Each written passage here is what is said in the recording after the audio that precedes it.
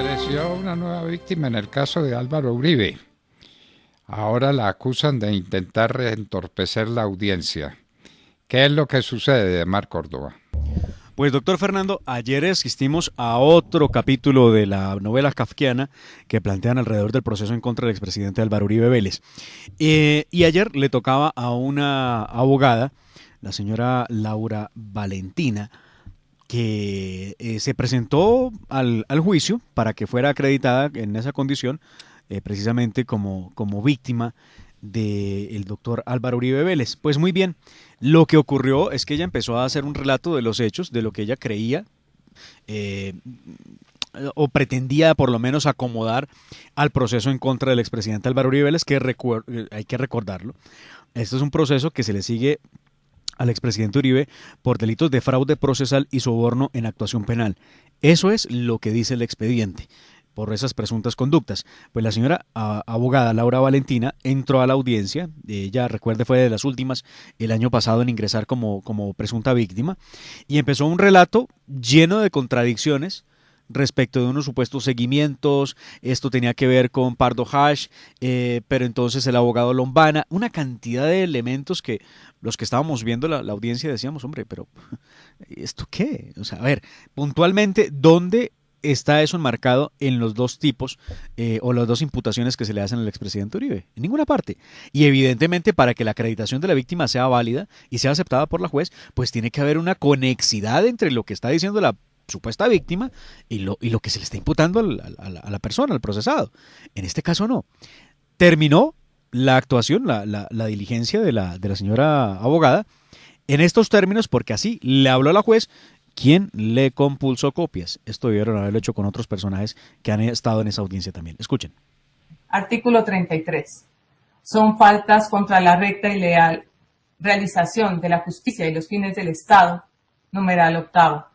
Proponer incidentes, interponer recursos, formular oposiciones o excepciones manifiestamente encaminados a entorpecer o demorar el normal desarrollo de los procesos y de las tramitaciones legales y en general el abuso de las vías de derecho o el empleo en forma contraria a su finalidad. Cierro comillas. Así pues, este despacho procede a compulsar copias ante la Comisión de Disciplina Judicial de Bogotá en contra de la abogada Laura Muñoz Osorio frente a estas dos conductas irregulares que expuso al finalizar esta decisión, perdón. Veo que en una de las partes hacía seña de inconformidad, creo que fue el Ministerio Público. Yo no estoy Pues corriendo esta es parte traslado. del desarrollo de esa audiencia donde se le negó la posibilidad a esta presunta víctima de ser parte en el proceso como porque ella decía pues tenía algún vínculo el expresidente Uribe con los seguimientos que se le hizo a ella y vuelvo y repito el tema de Pardo Hache y cómo eso tenía que ver con ella y el abogado Lombana, una mezcla de cosas, pero así va la novela, doctor Fernando Yair, oyentes de la hora de la verdad, que todavía está lejos de verse la luz al final del túnel. Recuerden ustedes que por allá en la segunda semana de marzo, el expresidente Álvaro Uribe Vélez dará él ha pedido que le concedan un espacio para poder dirigirse a la audiencia, al país, sobre su proceso, en el que estamos esperando que la Procuraduría empiece a dar sus argumentos. Algunos dicen que la Procuraduría ha advertido que hay unos fallos en cuanto a la solicitud de preclusión que ha hecho el fiscal Jaimes y que eso lo va a reparar en su momento. No sabemos si eso tenga algún alcance para evitar la preclusión del proceso y que pueda afectar, pues obviamente, que se archive de una vez por todas este asunto. Pero la cosa no está sencilla. Vamos a ver qué dice la Procuraduría en los próximos días. Pero se le compulsaron copias. Se le compulsaron copias a esta señora, sí señor. Que es una manera de acusarla. Claro. Porque esto es mucho enredo el que han montado alrededor de la acusación contra Álvaro Uribe Vélez por unos delitos que no pudo cometer y que no cometió jamás. Pero ahí lo tienen y de eso se trata, de tenerlo atado al yugo de un proceso kafkiano. ¡Qué horror! Bueno, Demar, ¿usted qué sabe? ¿Ingrid Betancourt se va o no se va? Pues vea usted, después del agarrón de película, porque es que esto no fue con propuestas para cambiar el país, esto fue con agarrón de la mecha, el día del debate en revista Semana y Diario El Tiempo. ¿Recuerda usted que Ingrid Betancourt se paró frente al señor Gaviria y le dijo a Gaviria, pues el candidato, pues el precandidato presidencial, Alejandro Gaviria, y le dijo que ella no aceptaba que entraran maquinarias a la coalición de la Esperanza? Además, Ingrid es de las últimas en llegar a la coalición. Alejandro Gaviria ya estaba.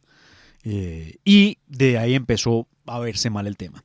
Lo que había dicho Humberto de la Calle, que no, que ya todas las diferencias estaban superadas, que la coalición verde o la coalición de la esperanza era una coalición sólida, pues vea, Humberto de la Calle no se enteraba que su jefa política, porque Humberto de la Calle es cabeza de lista por Oxígeno Verde, su jefa política estaba muy inconforme con la llegada de Germán Barón Cotrino al apoyo a Alejandro Gaviria. Y esto es lo que he dicho en las últimas horas, anunciando prácticamente que pues va a ser rancho aparte. Y no puede hacer rancho aparte, le tocará pues simplemente renunciar a su aspiración. No lo sabemos, porque además hay una inscripción, tendrán que modificar la lista de precandidatos para ir a la consulta. No sabemos si se le quiera medir como candidata única por Oxígeno Verde a la presidencia. No sabemos qué va a pasar con ella, pero esta es la advertencia que hace Ingrid Betancourt. Debe prohibir los apoyos de personas vinculadas a maquinarias que han llevado a la corrupción y que desconocen el espíritu de la coalición. La coalición debe unirse y decidir, ¿está a favor de la corrupción o en su contra? ¿Esto es blanco o negro? En esto no puede haber zonas grises. He pensado mucho esta decisión. Siempre que hablo de eliminar la corrupción, siempre ustedes me preguntan ¿cómo? ¿Cómo acabar con la corrupción? Pues bueno, así. Tolerancia cero, sin compromisos, sin acomodarse. Esto que propone Ingrid Betancourt respecto del combate a la corrupción y los ataques que le hace Alejandro Gaviria debiera ser mucho más explícita. Está queriendo decir que el senador, el presidente de la Comisión Primera del Senado de la República, Germán Barón Cotrino, tiene que ver con temas de corrupción. ¿Es lo que está señalando? Y además, ¿a dónde va a llegar esto? Ingrid, ¿se va o se queda? Que es la gran pregunta que todos nos hacemos. Demar, pues a mí me llega información desde la campaña de Ingrid Betancourt y lo que me han aclarado es que definitivamente no se retira de la contienda presidencial, que existe la posibilidad de que se retire de la coalición Centro Esperanza en la medida en que se acepten estas maquinarias, en la medida en que la coalición no adopte una postura más dura, ella lo dice así textualmente, intransigente con la corrupción, de tolerancia cero, y en la medida que esas maquinarias lleguen y se mantengan en la coalición Centro Esperanza, ella estaría dispuesta a dar el paso al costado, no de su candidatura presidencial, sino sacar a su partido de esa coalición y de todas maneras postularse a la presidencia de la República. ¿Ha visto usted el enredo, doctor Fernando? He visto el enredo y no he visto sino enredos. Cuando los candidatos debían estar dedicados a hacerle propuestas al país para que salga del abismo en que se encuentra.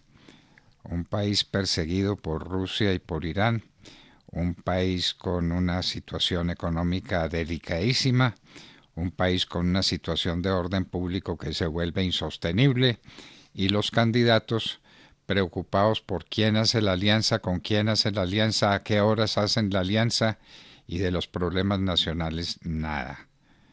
Esa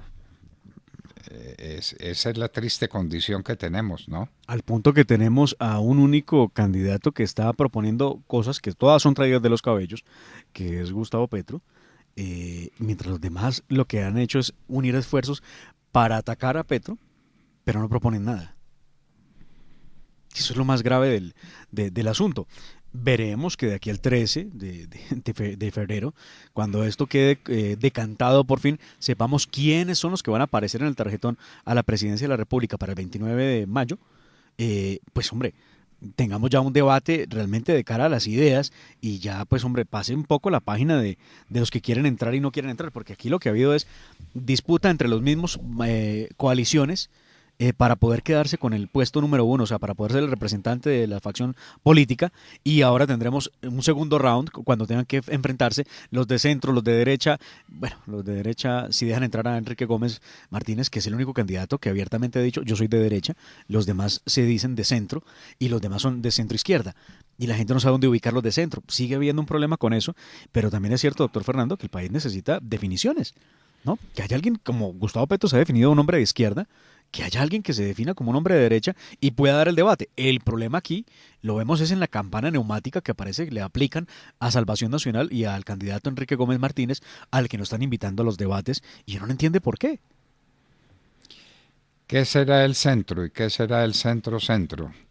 Recordemos de dónde surgen estas nominaciones de la izquierda, la derecha y el centro. Esto viene de la Revolución Francesa, como tantas cosas en la política actual del mundo. Y en la Revolución Francesa teníamos una izquierda brutal, enemiga del régimen monárquico, que en últimas condujo a la guillotina a Luis XVI, acompañado, eso sí, acompañado por unos de centro-centro, por los girondinos. A la derecha estaban los nobles, la nobleza, la vieja nobleza francesa, que aspiraba a mantener sus privilegios. Y en el centro estaban los que no podían tomar partido, ni se podían ir con la izquierda, ni se podían ir con la derecha, no sabían dónde estaban. Esos eran los del centro, como lo acreditaron después los girondinos, que fueron los que hicieron guillotinar a Luis XVI sin saber por qué. Lo mataron y no saben por qué, no supieron por qué lo mataron. Después pagaron el precio con su propia vida. Fueron condenados ellos a la guillotina por la izquierda recalcitrante que dirigía Maximiliano Robespierre. De manera que ese es el destino de los centros, terminar guillotinados. Pero bueno, bien, ¿qué le vamos a hacer con tanto centro que hay aquí? Centro, centro, centro izquierda, centro derecha, extremo centro. Qué cantidad de centros, ¿no? Bien decía Álvaro Gómez que el que está en el centro no está en ninguna parte, no está en ningún lado. El centro es indefinición y es falta de sinceridad ideológica, doctrinaria, programática con el electorado. Una persona que se define de centro es una persona que va de acuerdo al vaivén de la opinión pública, muy al estilo de la alcaldesa de Bogotá. Entonces, si la gente está en contra de la primera línea, pues se va en contra de la primera línea, pero si ve que el movimiento joven la está respaldando, entonces apoya a los jóvenes y entonces trata de estar de acuerdo como va viendo la marea de la opinión pública. Eso es el centro, tratar de tener posiciones acomodaticias. Eso es una indefinición y una falta de sinceridad con el electorado. Pero peor todavía, a los que dicen que Rodolfo Hernández es una revelación política, ¿dónde está ubicado Rodolfo Hernández? Le hemos escuchado hablar muy bien de Petro y decir que él estaría afín a las ideas de Gustavo Petro, sí, pero también lo hemos visto hablar muy bien de algún sector de la centro derecha, donde dice que también se acomoda. Entonces, si hay alguien que está en el centro-centro y no sabe para dónde va, probablemente sea la candidatura de Rodolfo Hernández, que no tiene definiciones y que tiene por objetivo en su campaña acabar con los corruptos. Él dice, voy a llegar a la casa de Nariño a sacar a los corruptos, pero además pues con su manera, ¿no? Porque él es un hombre un poco neurasténico, un poco neurótico, un poco complejo, y entonces dice, lo saco del pelo, lo saco ya, pero a ver, es que usted no llega a ninguna oficina a sacar a nadie del pelo ni a sacarlo de ninguna manera. O sea, ¿usted cómo hace para entender quién es corrupto o quién no? Y esto, o sea, ¿se va a pasar 4 años sacando corruptos y con eso va a solucionar el país? Bueno, no sé, para los que hablan de... Estamos hablando de ideas, ¿no, doctor Fernando? Estamos hablando de fines ulteriores, de alguien que pueda componer el asunto del país. Hablar de lucha contra la pobreza, claro, hablar de lucha contra el narcotráfico, hablar de reforma política, hablar de reforma a la salud, hablar de reforma a la justicia, pero de eso no se está proponiendo nada. Algo que sea posible realizar, porque claro, muchos hablan de mucha cosa, pero nadie dice, o sea, todos sabemos que hay que hacerlo, pero no sabemos cómo hacerlo, y los candidatos no están proponiendo el cómo.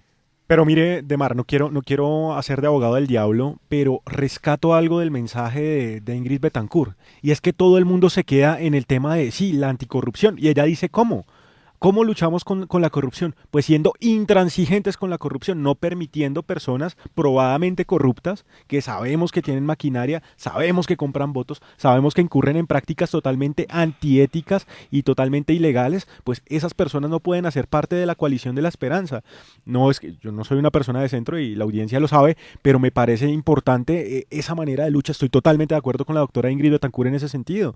La única manera de luchar contra la anticorrupción es siendo intransigente, perdón, de luchar contra la corrupción es siendo intransigentes con ella.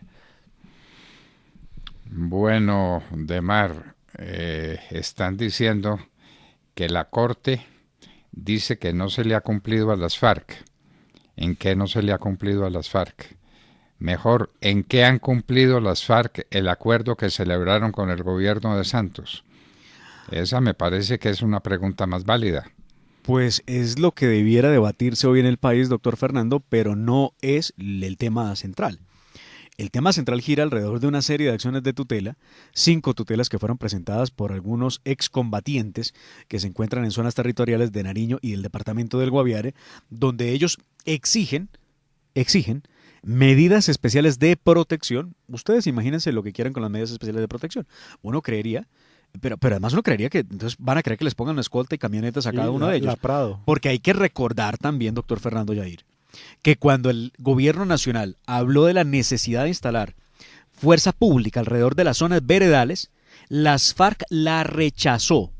Es más, las FARC en el Meta rechazaron que hubiera sobrevuelo por encima de los espacios territoriales. Sobrevuelo de aeronaves de la fuerza pública. No permitían el sobrevuelo de helicópteros. Y entonces ahora sale la Corte con este cuento, ¿cierto? De la protección especial que necesitan los excombatientes. Pero a ver, ¿por qué no analizaron lo que ha dicho el gobierno respecto precisamente de la seguridad que han intentado prestarle a los que llaman excombatientes y cómo ellos la han rechazado? Recuerden, ahora mismo voy a buscar el dato de dónde fue en el departamento del Meta donde rechazaron precisamente la ayuda helicoportada inclusive del ejército para sacarlos de la zona porque estaban bajo riesgo de un grupo de ellos mismos, de las FARC. FARC versus FARC. Claro, que estaban allí acechándolos. Pues bien, lo que ha pasado es que la Sala Plena de la Corte Constitucional declaró el estado de cosas inconstitucional, doctor Fernando. Y aquí voy a hacer un paréntesis muy breve para explicar un poco qué es esto del estado de cosas inconstitucional.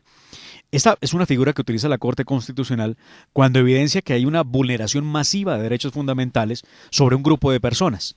Y por lo mismo, como hay una vulneración masiva, no procede una acción de tutela porque esto sería interminable, acciones de tutela a cuentagotas. Por lo mismo, la Corte lo que hace es tomar estas 5 tutelas, hace un solo fallo, que quedó 5-4, valga decirlo, con una ponencia de la doctora Cristina Pardo, y lo que hace es ordenarle al Estado colombiano que debe tomar medidas inmediatas para proteger la seguridad de los excombatientes porque no se le está cumpliendo en ese punto del acuerdo a los que llaman exmiembros de las FARC. Entonces, claro que aquí el debate no es si las FARC han cumplido o no han cumplido, si han hecho lo que correspondía o no, simplemente el Estado tiene que garantizarle la seguridad a los excombatientes y es lo que acaba de decir la Corte Constitucional. Para eso se crea una sala durante los próximos 2 meses que va a hacer verificación de cómo las entidades del Estado van a hacer para poderle cumplir a la seguridad de las FARC, de los excombatientes de las FARC. Bueno, ¿y qué es lo que pasa en el Centro Democrático ahora con el candidato José Antonio Bitonás? Estos son enredos todos los días, enredos a cada minuto, controversias, contradicciones y los problemas del país, esos que esperen.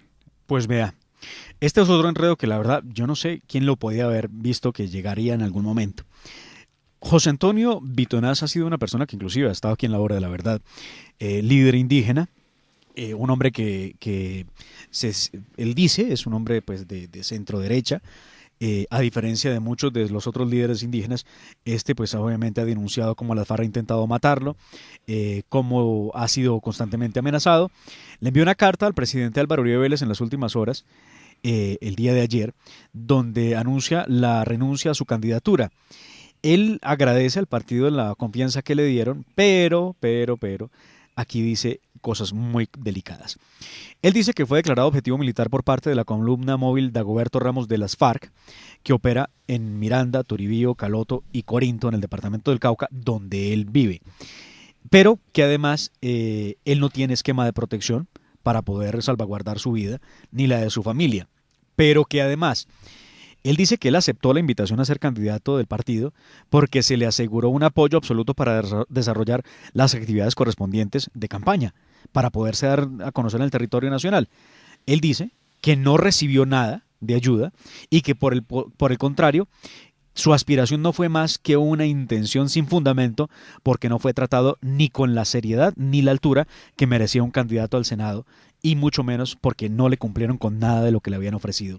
Él no dice qué fue lo que le ofrecieron, pero dice que se sintió engañado, que se sintió maltratado y que por lo mismo decide renunciar a su aspiración como representante de la comunidad indígena a través del Partido Centro Democrático.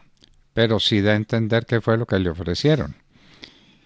En el momento en que dice que no le cumplieron, que no tiene esquema de seguridad, que no lo respaldaron en ningún sentido, pues está diciendo, sin decirlo, que le ofrecieron todas esas cosas y que en últimas lo dejaron a la deriva y que por eso renuncia a su candidatura al Senado de la República.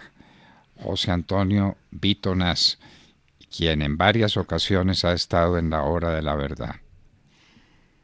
Y por otra parte le cuento que los ex precandidatos presidenciales empiezan a moverse y a dar los apoyos a con los quienes más se identifican. El primero en dar el salto ha sido el doctor Rafael Nieto Loaiza, que se movió en Antioquia, ya anunció que apoya directamente a Margarita María Restrepo, quien es representante de la Cámara y repetirá por el Partido Centro Democrático según su aspiración. Vamos a ver quiénes más se animan y hacia dónde van los apoyos que serán importantes en estos momentos para el partido, que entra en crisis en la medida en que, por ejemplo, se producen casos como el de José Antonio Vito Naz, pues que deja muchas preguntas y pues hombre, para nada ayudan al partido, lamentablemente. Bueno, dejemos descansar este tema de la política y vámonos con un tema fundamental. ¿Cómo va a ser la integración de las bolsas de valores de Bogotá, Lima y Santiago de Chile? El doctor Andrés Villota nos lo contará en un minuto y les hablábamos al oído.